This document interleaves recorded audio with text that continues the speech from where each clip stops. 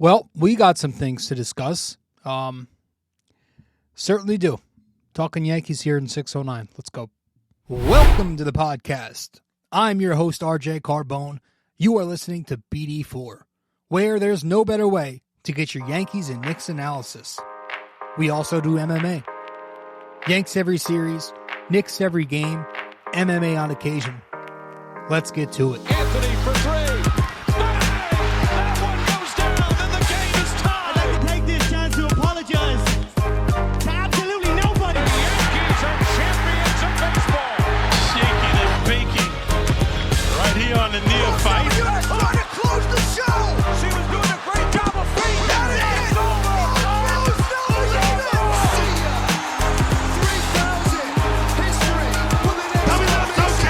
Don't you regret not coming to the net? Don't you regret not coming to the net?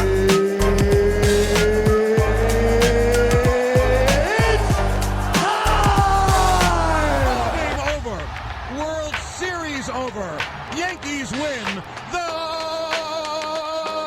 Yankees win.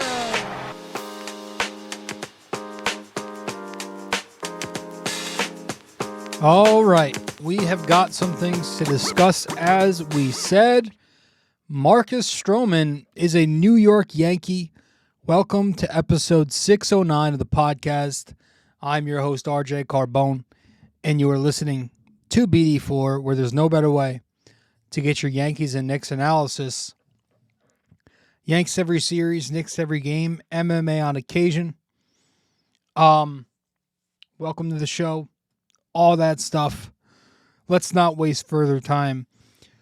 It was a couple days ago when we found out that Marcus Stroman will be signing a 2-year, $37 million deal to come to the New York Yankees with a vesting option for a third year if he throws 140 innings pitched. I don't remember if it's 140 next year, this upcoming year, one of those years. But 2 years, $37 million. We had an episode about Marcus Stroman a few eps ago. Talked about the possibility of him signing here. It happened. Clearly, both sides are desperate, right? I guess we could start there. Like, this is a pitcher who has kind of had a bad exit everywhere he's gone. You know, the Mets wanted nothing to do with him at the end there, despite having a career season the year he left. Or, you know, it was definitely a top 2 season of his career. They wanted nothing to do with him. Mets fans have had nothing but shit things to say about him. He opts out of the Chicago Cubs deal at $21 million salary to sign with the Yankees at an $18.5 million salary. So, like, for a solid major league veteran who's had himself a good career on the mound, you ask yourself, why hasn't there been a market for Marcus Stroman in a time where pitching is very paramount, right? I mean, you just saw Chris Sale, who's been pretty irrelevant since, 2018? He got $38 million, a $19 million salary. You just saw Lucas Giolito, who's been pretty brutal. The guy's had an ERA just below 5 the last 2 seasons. He got, I think, the same exact contract from Boston.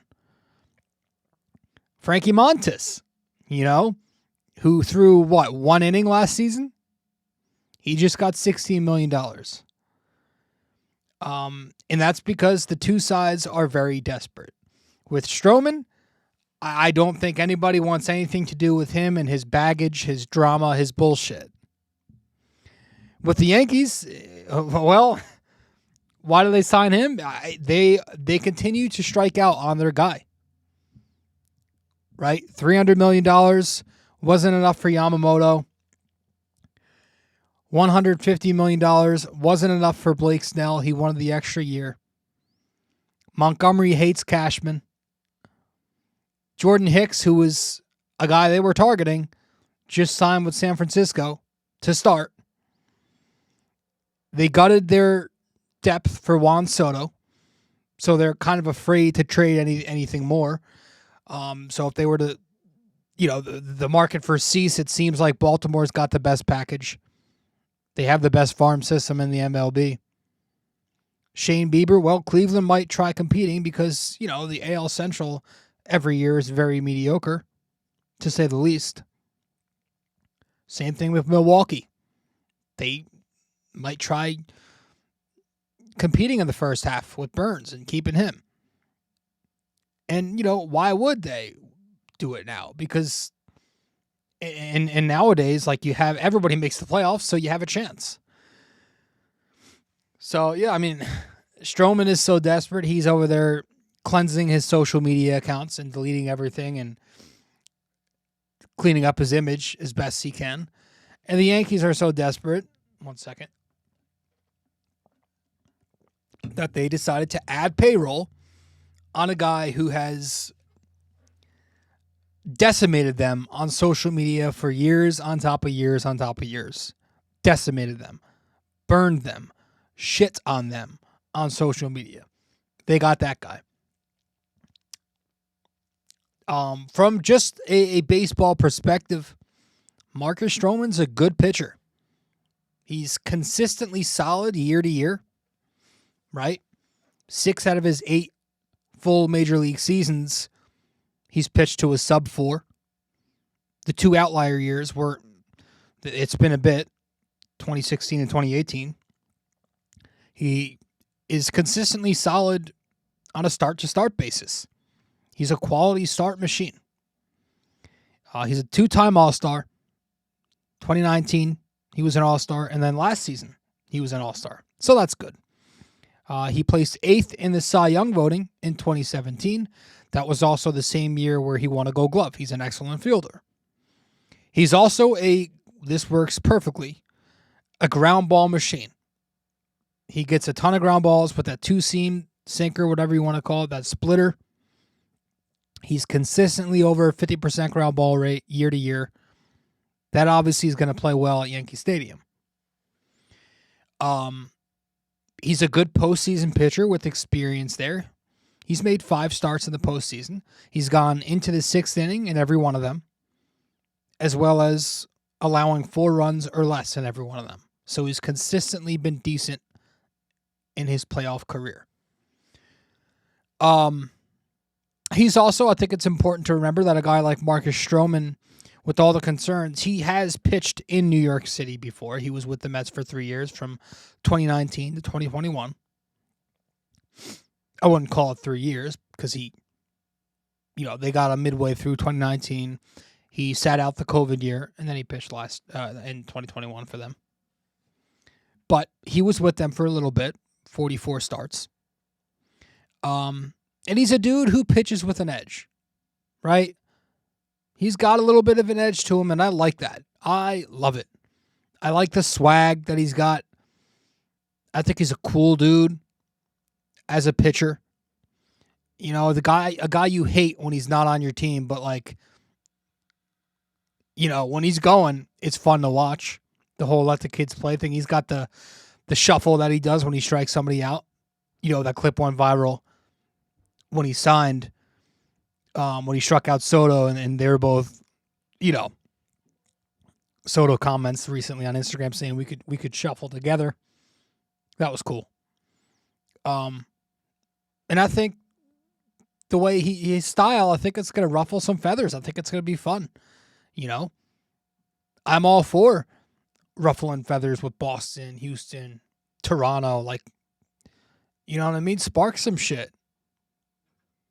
Put a target on the Yankees' back. I like that evil empire-esque mentality. And it's just a good value contract overall. Right? You got him 2 years, 18.5 salary. That's very good. I expected him to sign wherever it was for at least $22 million as a salary. I didn't think he was going to get anything below $20 million AAV.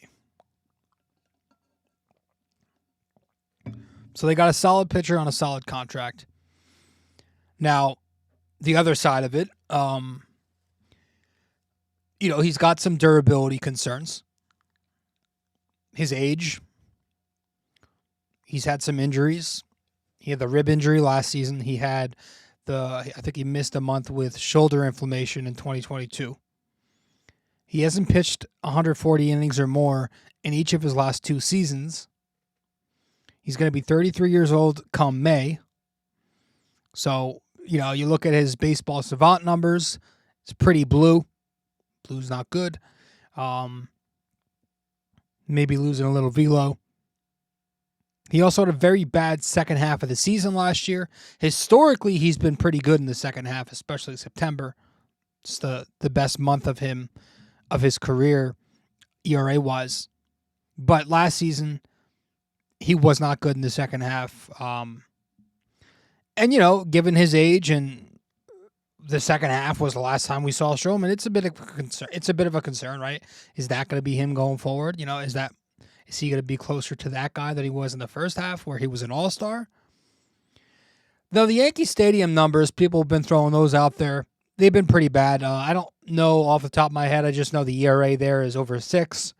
But I don't take that too serious because he's not going to be pitching against the Yankee lineup anymore. Aaron Judge was one of the Yankees who feasted off of him, as does Gleyber Torres. So he's going to be on their team. And he's also a ground ball guy, so I think consistently pitching in Yankee Stadium, he'll figure it out. I don't think it's like a New York City thing because he was with the Mets. I think he can pitch in New York City. It has been a long time since he pitched in the postseason. 2016 with Toronto was the last time he pitched a playoff game. So that's something to keep an eye on. It's what? It's going to be 8 years, 7 years. He's a small dude, very small. 5'7", what is he, $180? At this, as a pitcher ages, that's not the greatest combination. And of course, obviously the baggage. He I don't even know where to start. Like, arguing with Yankees fans on social media constantly. Blocking over half of the fan base on social media for silly shit. Like, I've heard so many stories the last couple of days of, like, baseball fans, Yankees fans, Mets fans who, like, you just don't, like, they were just saying, like, they didn't even say wrong things to him. They would just criticize a team that he used to pitch on, they find out that he blocked them. He's apparently called everybody a racist before, like Michael Kay, John Boy and his crew. Like, he's had some feuds. He's had the feud with Brian Cashman. Cashman did strike first, so maybe give him the benefit of the doubt there. But this is a guy who might need to be tamed if he's going to come to the Yankees and pitch, right? It's definitely a little concerning. Pitching with the Mets it's New York, but it's not the same as pitching in Yankee Stadium. Can he do this in front of 40,000 Bronx assholes? What happens when those assholes boo him after a bad start, right? He gives up a home run to Jose Altuve to lead off a game on opening day next year, or I think that's in Houston. But, what happens then? Can he handle the constant media, having to address everything? You're in the papers, or I don't know if they do papers anymore. I still get the paper. You're in every article online, right?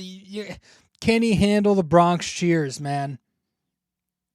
Is he going to be fighting with Yankees fans? Is he going to pull a Carlos Rodon? Is this going to be Sonny Gray-esque, Joey Gallo-esque, Josh Donaldson, and he just causes distractions? We've seen guys melt under the pressure of the bright lights, man. Like, I don't usually give a shit about that stuff, and I still don't think it's as serious as some people are making it out to be. But obviously, the concern, at least with me, is I just don't want all that stuff to impact the way he pitches. I don't want that to impact how Marcus Stroman does on the mound for the Yankees in 2024. But if there is one organization who can control, tame, and neuter a player, it's the New York motherfucking Yankees, right? They have their guys in line. They have a culture in the Bronx, a professional atmosphere, clean shaven, no name on the back. It's all team oriented, all class and professional, right? They've won championships before with ego heads, right? They've won with A-Rod, with Clemens, with David Wells, with fucking Reggie Jackson. They've won with ego. And, this was a good point. I was listening to a few days ago, Talking Yanks was saying that, like, all the players on social media, all Yankees, are very quiet on social media. You even look at a guy like Donaldson, who's, before he came to the Yankees, was very loud. He was a presence on social media, said some shit. He comes to the Yankees, and I'm pretty sure he was very silent. And if there is one thing that I will credit Boone for, I can't believe I'm doing this, Aaron Boone knows how to control a clubhouse, right? He's a player-friendly guy. He's a softie, all that shit. So I have to believe that they'll figure it out. I think, it's not like I shouldn't say that. It could very easily go south. But I have to believe they're going to try, like the Yankee brass is going to attempt to speak with him very soon. You're in New York now. This is how we do things.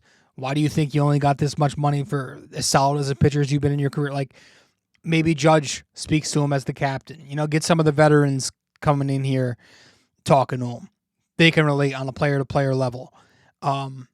People also mature, so maybe he's got that going for him. Maybe he's so desperate that, he knows the market is slow and that he's not going to get a better deal as he ages and knows the situation now. So he wants that third year and he controls himself relatively.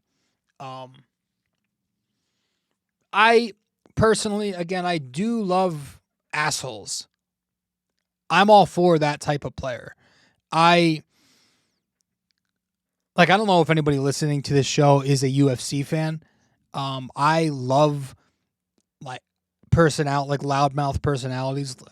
Strickland, Colby Covington. I love Connor. I love those loudmouths. I like a little personality.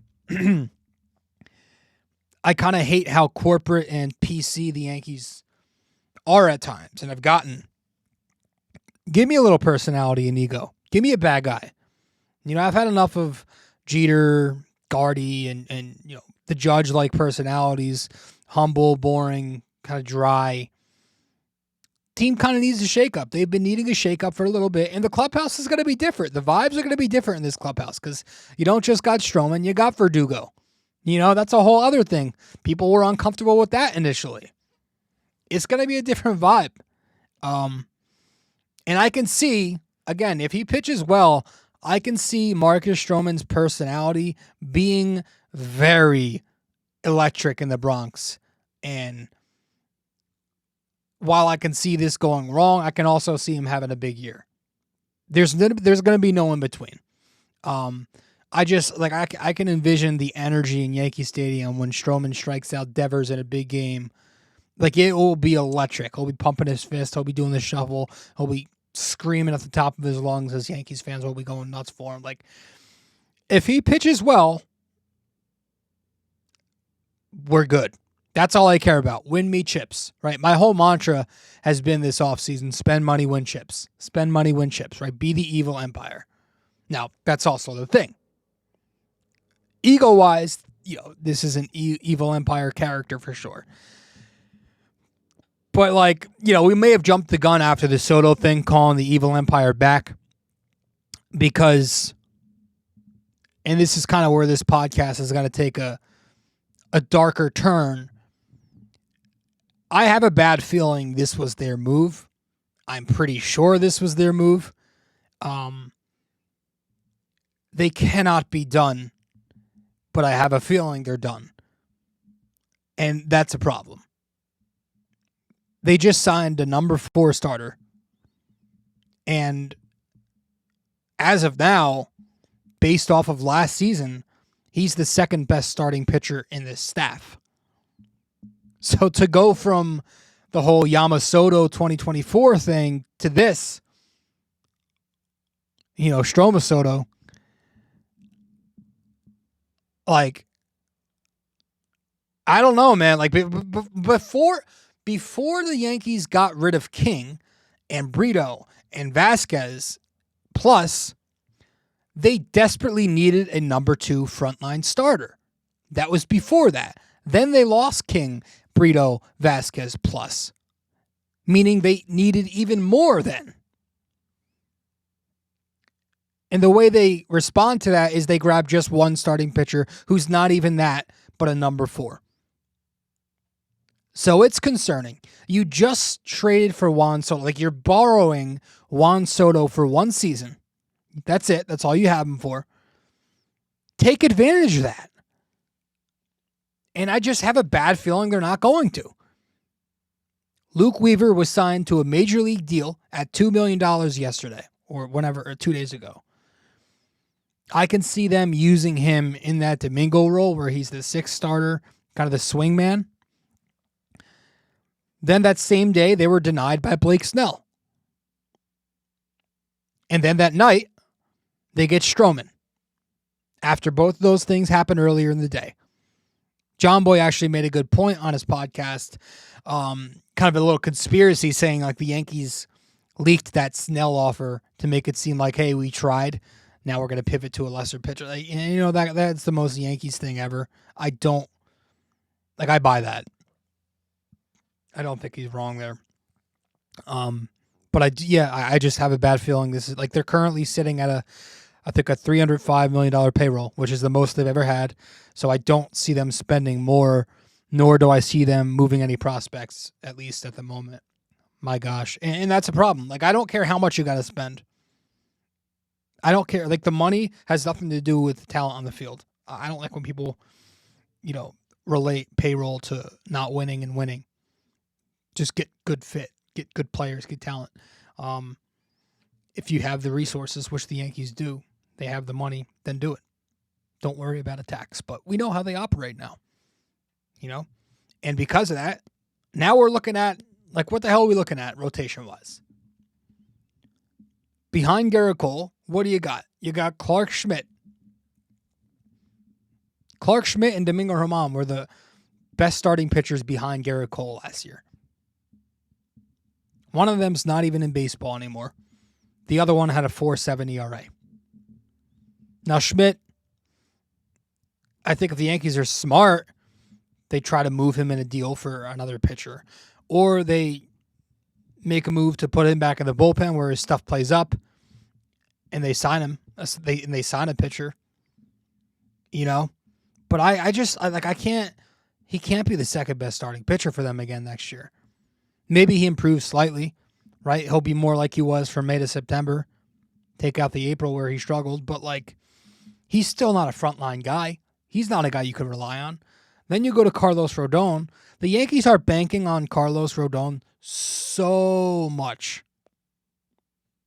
So much. And that's all they've been doing.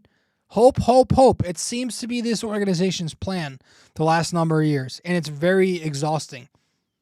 And it's incredible that hasn't changed despite missing the postseason last year, placing in 4th place. Hoping Rodon bounces back is absolutely okay if you had a Dylan Cease or a Yamamoto or a Corbin Burns or Jesus Luzardo, Blake Snell. That's fine. I'm good with that. You can do that. It would have been a fine plan if Rodon was your number 4 heading into 2024. He isn't. He is not. Did you see him fold under pressure last year? All of a sudden, now we're confident that's going to improve by putting even more pressure on him to be great this year. And that's another thing. Great. You need him to not just be decent, but actually be who he was with San Francisco. You need Carlos Rodon to be a legitimate number 2 who eats 150 innings for you and pitches to a low 3, high 2. But you look at his career, it's not very promising at all. Between the injuries, the number of underwhelming seasons in there, how are we this confident? Like, he's had 2 out of 9 seasons where he's thrown 150 innings. He's only had 2 seasons with an ERA below 3. He's had issues with the shoulder, the back last year. I don't know if this is going to work with him. Is he going to go from the bottom of the barrel to the top of the barrel, which is what we need? And I don't, that's a hard, I mean, is there a comeback player of the year in baseball? Because he would win it by a landslide if so. That's asking so much. And this is going to be year 2 of his big contract, which probably plays a role in the Yankees not offering more for Snell. Nestor Cortez. I'm a little concerned there. I got some concerns about his shoulder issues from last year. Is that going to impact him? Is he cooked? Can he be a guy that eats innings anymore? I don't see him as. I don't think he's going to be elite anymore. But he can't be what he was last year. Can he give me 25 starts to a 4 ERA tops? Is that even enough? I guess it depends on what Carlos Rodon does. You know? I don't know about Nestor. How long can one really last in this era throwing 91 miles an hour? You know? I know the antics, the cutter, he gets good movement, and he's smart, but he throws 91 miles an hour. I feel like guys are catching up to him. He had the issues last season, the 3rd time through the order. Hold on. Sorry, I thought we almost crashed there. He had the issues last year, 3rd time through the order, right? He couldn't barely get out. He couldn't get out of the 5th inning. So I'm not exactly optimistic here. I think the rotation as constructed is very, very, very risky. I don't want Nestor Cortez to be my number 3. I want him to be my number 5 or 6, pitching for a spot. I don't want Rodon to be my number 2. I want him to be a 3 or a 4. The rotation that we have going into next year is the same old wild card. It's the same old low floor, high ceiling type of rotation. So it can go very, very, very good. If everybody's healthy and pitched like they did 2 years ago, that's a World Series caliber rotation. It can be. It has that ceiling. The upside's there. But at the same time, it can go disastrous, and it could be a reason that you miss the playoffs and win 82 games and place in 4th place. Correct? And like, what happens if someone goes down again? Because you know that's going to happen. That happens with every rotation in baseball. You're telling me this is going to be the rotation from April to September to October? That's not, like, somebody will go down. There will be extended injuries. There will be a few of them. You're telling me Luke fucking Weaver is your plan? Nobody even knows who that is. I don't even know what the guy looks like. I just remember I remember the name from last year as I stumble. Yandris Gomez? Clayton Beater? Like, you're trusting on all these prospects? Prospects are suspects. It's a Cameron Maben line. There's zero depth beyond the rotation. And you keep hearing like the Yankees are going to try and stack up on bullpen arms and wait until the deadline to grab a starting pitcher. You know what that is? That's loser talk. That's exactly what that is. That's loser talk. The offseason is where you improve your weaknesses. You don't procrastinate. Not when you're trying to win a championship. You don't do that shit. When you're the Yankees, you don't do that. Not to mention Jordan Hicks is gone. Okay? And I don't know if Hader's going to be moved right now. Do you want to pay that much for a reliever? Do the Yankees want to do that? Starting pitching rules the world anyway. It always will. No matter how much you want to try to make it like the bullpen is the most important part. It still isn't.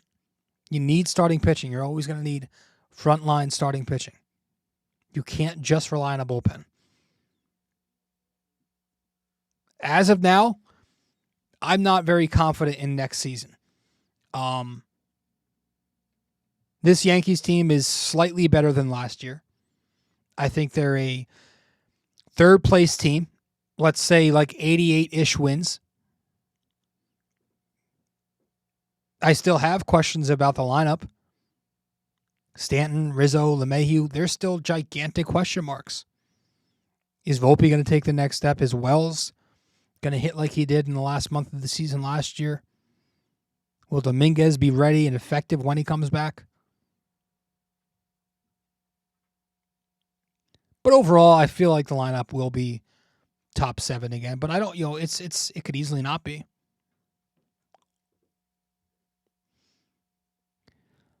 And we'll touch on the Luis Arias rumors maybe in another episode soon. That's kind of happening again.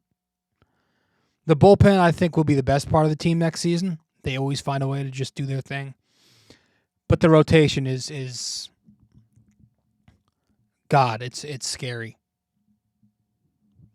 And at the very, very least, we need to raise the rotation's floor. If it's getting a guy who's decent again, but not great, fine. Don't do nothing. But you really needed to get a number 2, and you just failed.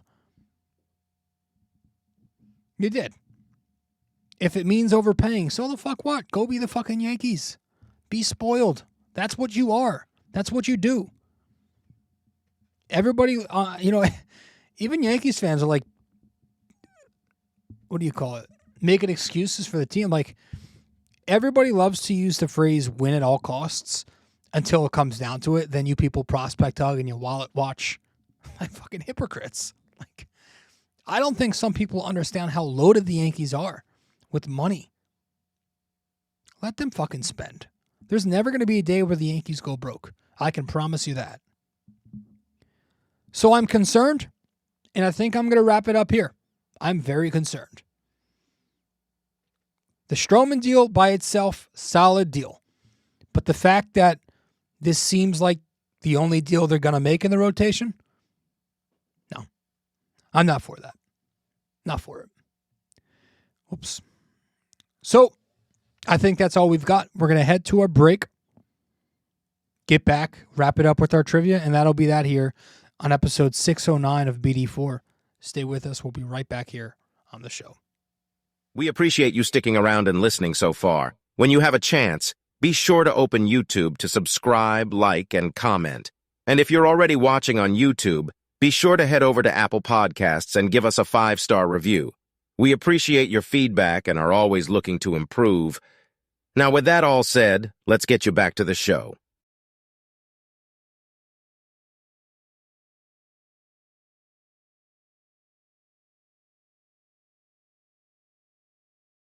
You can also find us on social media. If you'd like, you can follow BD4 on Facebook, and we're at BD4Pod on both Instagram and Twitter. We appreciate you helping us grow more and more every day. Let's get back to it.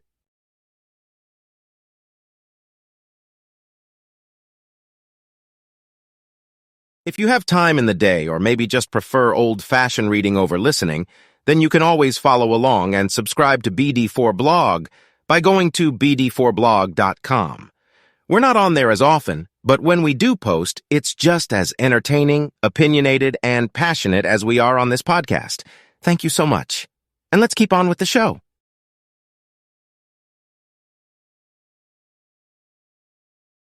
Studio 69 Productions is a podcast production agency created by Leo Rodriguez to allow content creators to market their podcast.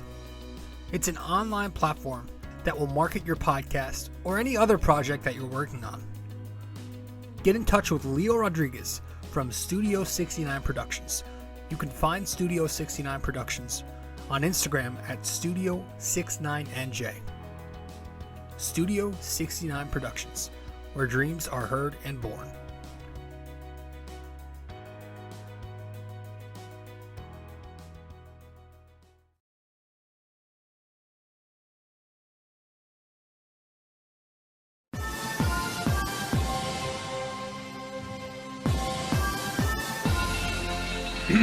All right.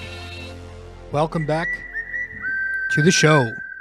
Let's wrap this thing up with our trivia. In this episode, I'm asking you, in 1936, the Yankees set an MLB record when 5 of their players drove in at least 100 runs. Name 3 of the 5. In 1936, the Yankees set an MLB record when 5 of their players drove in at least 100 runs. Name 3 of the 5. All right. So let me know the answer wherever you can reach me. If you get the answer correct, I'll give you a shout out in the next episode. That's it for this one. Not exactly a positive episode. Again, it has nothing to do with the Stroman deal itself. It's a solid move. I like an asshole. I like a guy with an edge, and I like a solid pitcher. And that's what he is. But the damn fact that it very much seems like they are done, that's not good. And I have no confidence that the Yankees can win a World Series championship next year. Maybe I'm totally wrong. But I hate banking on such a 50-50 rotation. I'd rather it be 60-40, and I'd take that as a win. But this shit is 50-50. So, thank you. I'll see you then.